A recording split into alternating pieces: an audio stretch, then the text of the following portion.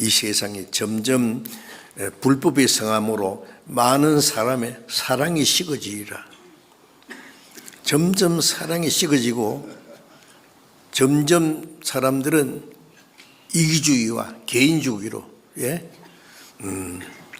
그럽니다. 그리고 싸나워집니다. 사랑에 메마릅니다. 부모에 대한 사랑도, 부모가 자식을 사랑하는 사랑도 자꾸 꺼져가는 것 같아요. 남편이 아내를, 아내가 남편을 사랑하는 그 사랑이요. 잘못하면 이기주의로 되면은 그 사랑도 끝납니다.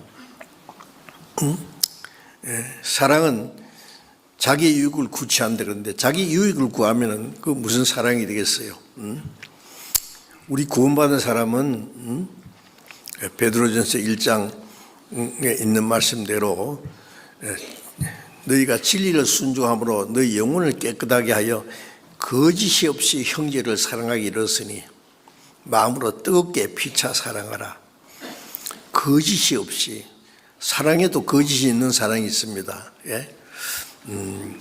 자기의 그 욕망과 자기의 유익을 생각하면서 사랑하는 척하는 것은 거짓이죠. 거짓이 없이 형제를 사랑하기 이르렀으니 피차 뜨겁게 서로 사랑하라. 뜨겁게 뭐예요? 아주 사랑은 열정적으로 사랑해야 되는 거죠. 그래서 왜냐하면 이 세상의 마지막에 사랑이 식어지고 있어요. 사람이 냉랭해지고 점점 개인적으로 이기적으로 그럽니다.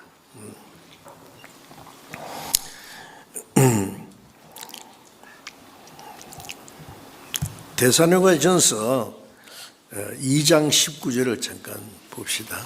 데살로니가전서 2장 19절. 데살로니가전서 2장 19절 20절을 같이 읽읍시다. 우리의 소망이나 기쁨이나 자랑의 멸류관이 무엇이냐? 그의 강림하실 때 우리 주 예수 앞에 너희가 아니냐? 너희는 우리의 영광이요 기쁨이니라. 자, 바울 사도는 말하기를 우리의 소망이나 기쁨이나 자랑의 멸류관이 무엇이냐? 우리가 소망하는 것, 기뻐하는 것, 자랑의 멸류관이 뭐냐? 주의 강림, 그의 강림하실 때 우리 주 예수 앞에 너희가 아니냐? 자, 이 말씀은 구원받은 성도들이 서로의 소망이고 기쁨이고 자랑의 멸류관이 될 거다 그래요. 왜요? 구원받은 사람들이 주님 안에서 서로 사랑하고 뜨겁게 사랑하는 생활을 하게 될 때에 그들이 주님 앞에 설 때에 서로의 자랑이고 기쁨이고 영광이 될 거라고 말씀했습니다. 주님 앞에 설 때에 구원받은 사람들이 이 땅에 사는 동안에 어떻게 살았느냐 그것이 다 드러납니다. 서로가.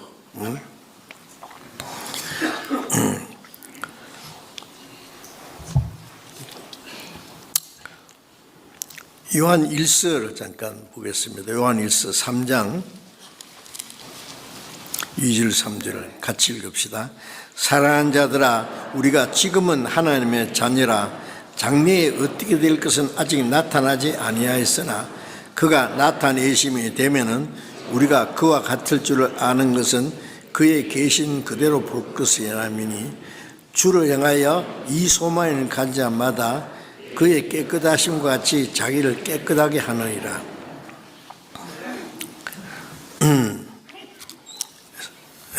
우리가 지금은 하나님의 자녀라. 우리를 구원해서 하나님의 자녀로 삼아 주셨어요. 장래에 어떻게 될 것은 아직 나타나지 않았습니다. 하나님의 자녀도 가난하기도 하고 또 혹은 병이 들 때도 있고 사람에게 무시당하기도 하고 하나님의 자녀인데 아직 하나님의 자녀라는 그것이 어떻게 장래에 나타날까 아직 나타나지 않았어요. 예. 그런데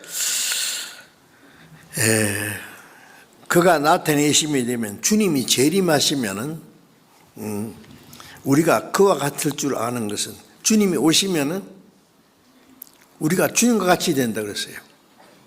주님 영광 중에 오실 때에 주님을 보자마자 우리도 주님과 같이 됩니다. 이 몸이 빌립보서 3장 21절에 이 낮은 몸을 자기 영광의 몸의 형체같이 변케 하시리라. 이 낮고 천한 몸이 주님과 같이 영광스럽게 확 변합니다. 예? 놀랍죠? 예? 나무잎사귀에 깔아먹던 징그러운 벌레가 호랑이매복에 의해서 날아갑니다. 그것처럼 이 낮고 천한 몸이 주님과 같이 영광스러운 몸으로 변화돼서 주님을 맞이합니다. 주를 향하여 이 소망을 가진 자마다 주님 오실 때 주님과 같이 된다는 이 소망을 가진 자마다 그의 깨끗하심 같이 자기를 깨끗하게 하느니라. 그 소망을 가진 사람은 소망만 가지고 좋아할 것이 아니라 주님이 깨끗하심 같이 자기를 깨끗하게 해야 된다고. 아시겠어요? 깨끗하게 한다는 말씀은 뭐예요? 세상에서 구별되는 거예요. 더러운 데서 거룩하게 되는 거예요. 그래서 세상에서 자기를 거룩하게 구별해야 됩니다. 세상 죄에서 구별돼야 되죠. 데살로니가전서 3장 13절 또 같이 읽읍시다. 너희 마음을 굳게 하시고 우리 주 예수께서 그의 모든 성도와 함께 강림하실 때에 하나님 우리 아버지 앞에서 거룩하고 흠이 없게 하려 하시기를 원하노라. 주님이 성도와 함께 강림하실 때에 하나님 우리 아버지 앞에서 거룩함에 흠이 없게 하시기를 원하노라. 아버지 앞에 거룩함에 흠이 없게 하려 하시기를 원하노라. 자, 주님이 영광 중에 오실 때 우리도 그 영광에 참여하기 위해서 아버지 앞에서 거룩하게 흠이 없게 하시길 원하노라. 점점 주님처럼 거룩하게 깨끗하게 되어야 됩니다. 점점 지금 우리가 주님처럼 완전하게 되지 못하지만 점점 완전한 가운데 나아가야 됩니다. 군부애가 7년 만에 매미가 된다 그러잖아요.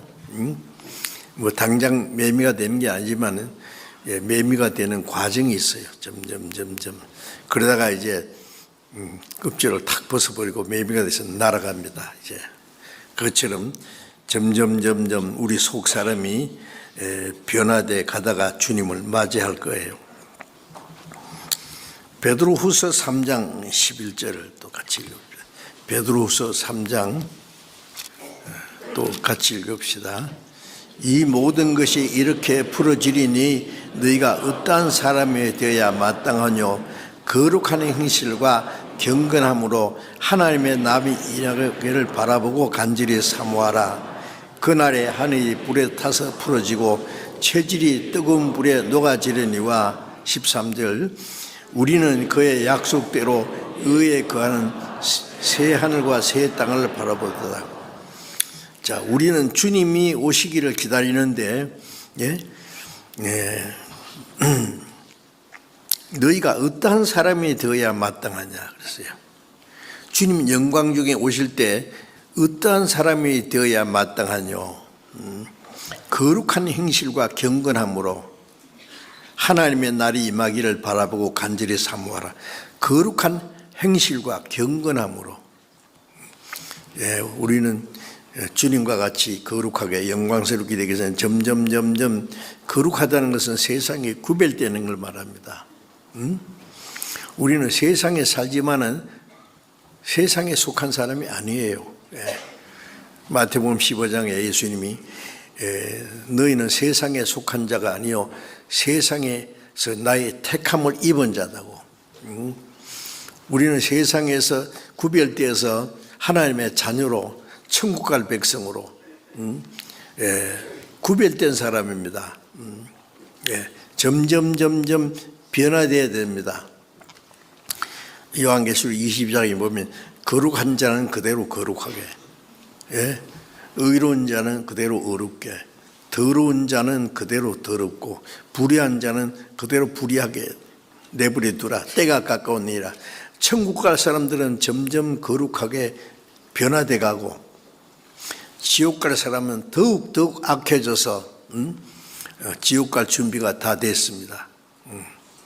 자, 우리는 다시 오시는 주님을 사모하는 사람답게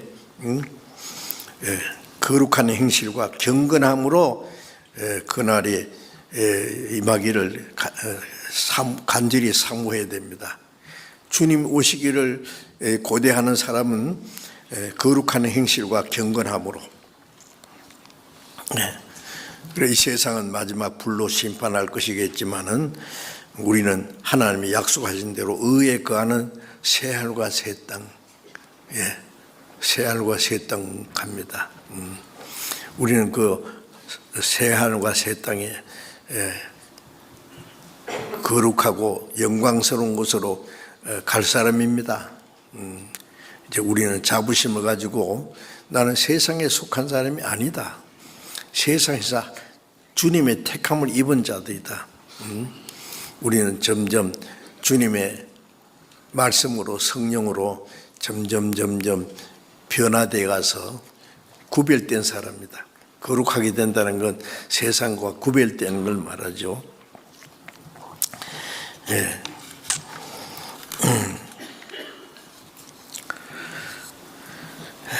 누가복음 21장을 또 잠깐 펴보겠습니다. 34절 또 제가 읽겠습니다. 너희는 스스로 조심하라.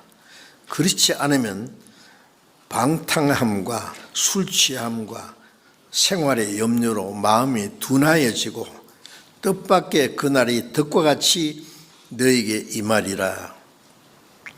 이날을 온 지구상에 거하는 모든 사람에게 임하리라. 이러므로 너희는 장차 올 이 모든 것을 능히 피하고 인자 앞에 서도록 항상 기도하며 깨어있으라 하시더라. 여기 주님 재림하실 것을 이제 말씀하시면서 스스로 조심하라 그랬어요. 그렇지 않으면 방탕은요 자기 육신에 좋을 대로 살아가는 게 방탕입니다. 다른 게 아니고 술 취함과 또 생활의 염려로 어떤 사람은 술에 잡혀서 살고 또 어떤 사람은 생활의 염려로 마음이 둔해집니다. 그리스도인들도 신앙생활에 마음이 자꾸 둔해져 가지고 세상 염려에 빠지는 거예요. 둔해지고 뜻밖의 그날이 덕과 같이 임하리라. 덫이 뭡니까? 기도도 있죠. 사람들이 쥐를 잡으려고요 쥐덫을 놔두고 거기다가 이제 고기 한 덩어리를요 참기름에 발라가지고 딱 해서 쥐덫에 꼽아놨습니다. 엄마 쥐가 말하기를 야 사람들이 우리 잡으려고 지금 저기에다가 고기에다가 참기름 발라가지고 해놨다. 가면 안 됩니다. 그런데 이 새끼째가 그랬어요. 가서 보는 건 괜찮겠지. 이렇게 보니까 괜찮거든요. 냄새 맡는 거 괜찮겠지. 콩콩콩콩. 핥아보는 건 괜찮겠지. 얼른 물고 도망가면 되겠지. 잡혔어요. 자, 그것처럼요, 구원받은 사람도 살곰살곰 세상과 가까워지려고 그래요. 조금씩. 그러면 마음이 둔해지면은요, 가책을 못 느낍니다. 그러니까 그날이 덕과 같이, 이 말이라면 갑자기, 털커덕하고 걸립니다. 그러면은요, 이날은 온 지구상에 거하는 모든 사람에게 이 말이라. 그러나 우리는 주님 오실 일을 사모하는 사람들은 이 세상 것과 멀리 해야 돼요. 육신의 이 세상 염려도 좀 놓고, 세상 유혹에 물들지 않도록 자기를 구별하고 살아야 됩니다. 36절,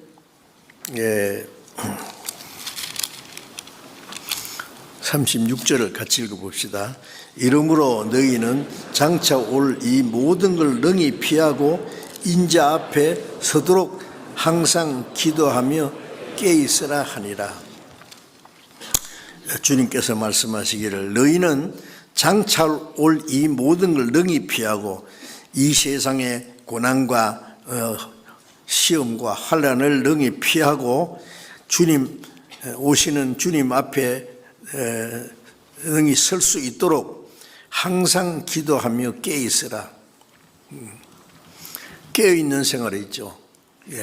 기도하는 생활은, 기도는요,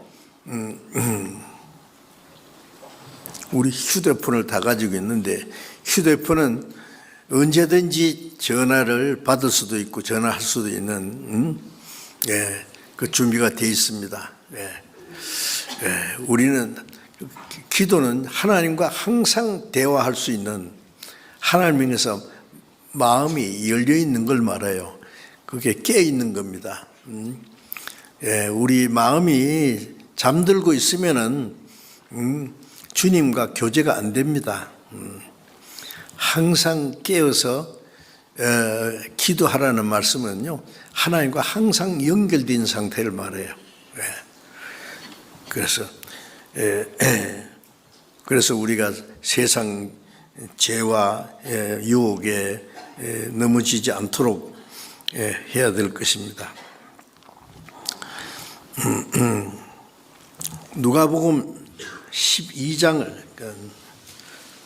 봅시다. 누가복음 12장 35절부터 37절까지를 천천히 읽겠습니다. 허리에 띠를 띠고 등불을 켜고 서 있으라. 너희는 마치 그 주인이 혼인집에서 돌아와 문을 두드리면 곧 열어주려고 기다리는 사람과 같이 되라. 주인이 와서 깨어있는 것을 보면은 그 종들은 복이 있으리로다. 내가 진실로 너희에게 이르노니 주인이 띠를 띠고 그 종들을 자리에 앉히고 나와 수종하리로다. 허리에 띠를 띠고, 허리는 언제 띠를 띠요? 잠잘 때는 허리 띠 안 띠죠. 깨어 있어서 항상 어떤 일을 할 수 있는 자세로 등불을 켜고 서 있으라. 등불을 켜고 서 있으라. 하나님의 말씀에 등불을 켜고, 뭐 잠도 자지 말고 앉아 있지도 마라, 그 말 아니에요. 우리 마음이 항상 깨어서 말씀 앞에서 서 있는 자세, 등불을 켜고 서 있으라. 이건 계속적인 겁니다. 그렇죠? 너희는 마치 그 주인이 혼인집에서 돌아와 문을 두드리면 곧 열어주려고 기다리는 사람과 같이 되라. 이스라엘 사람들의 혼인은 저녁에 하는 것 같아요. 저녁에. 그 혼인 시간이 이제 길어지면은요, 그 잔치를 마치고 돌아오면 밤중에 돌아올 수 있어요, 주인이. 그래서 혼인집에서 돌아와서 문을 두드리면 곧 열어주려고 기다리는 사람과 같이 되라. 종은 주인이 언제 와서 문을 두드릴지 모르니까 깨어 있어야 돼요. 이제 깊이 잠드는데 말이야, 딱 깨우면은요, 계속 안 일어나고 그러면 주인이 올 때에 그 책망을 받을 겁니다.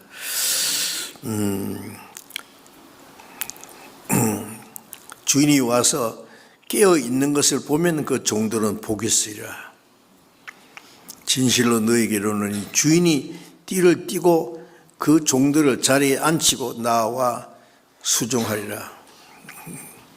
참, 종이 그렇게 하는 걸 보면은 주인이 기뻐서 종들을 앉히고 주인이 허리에 띠를 띠고 수종한다는 말은 대접할 것이다.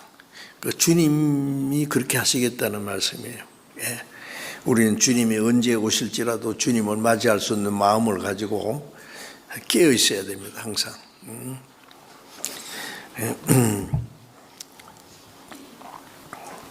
베드로후서 3장 8절 9절을 같이 읽읍시다. 사랑하는 자들아, 주께는 하루가 천년 같고 천이 하루 같은 이 한 가지를 잊지 말라. 주의 약속은 어떤 이에 더디다고 생각하는 것이 것이 아니라 오직 너희를 대하여 오래 참으사 아무도 멸망치 않고 다 회개하기를 이르기를 원하시느니라.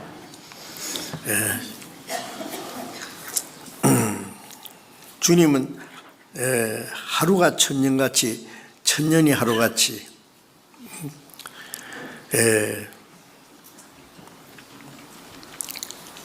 오직 너희를 대하여 오래 참으사 아무도 멸망치 않고 다 회개하기 원하시느라. 주님은 모든 사람이 다 회개하기를 원하십니다. 멸망하지 않고 다 회개하고 구원받기를 원하셔서 오래 참고 기다리는 겁니다. 하나님 오래 참고 기다리는 것도요, 한정이 있어요. 한없이 기다리는 게 아니라 때가 차면 주님이 오십니다. 그런데 15절에 보면은 또 우리 주의 오래 참으심이 구원이 될 줄로 여기라. 주님의 오래 참으심이, 주님이 오래 참으시지 않았으면 구원받지 못할 뿐 사람들이 많죠. 우리도 마찬가지입니다.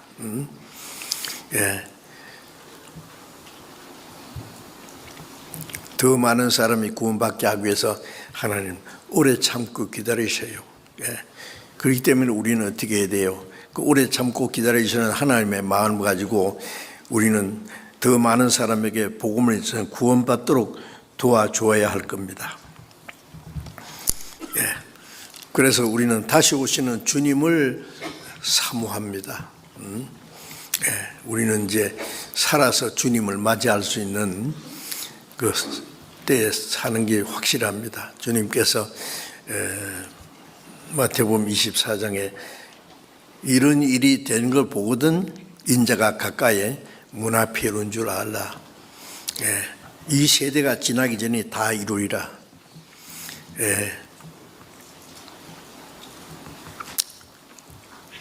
마지막 때 이루어질 징조에 대해서 말씀하시면서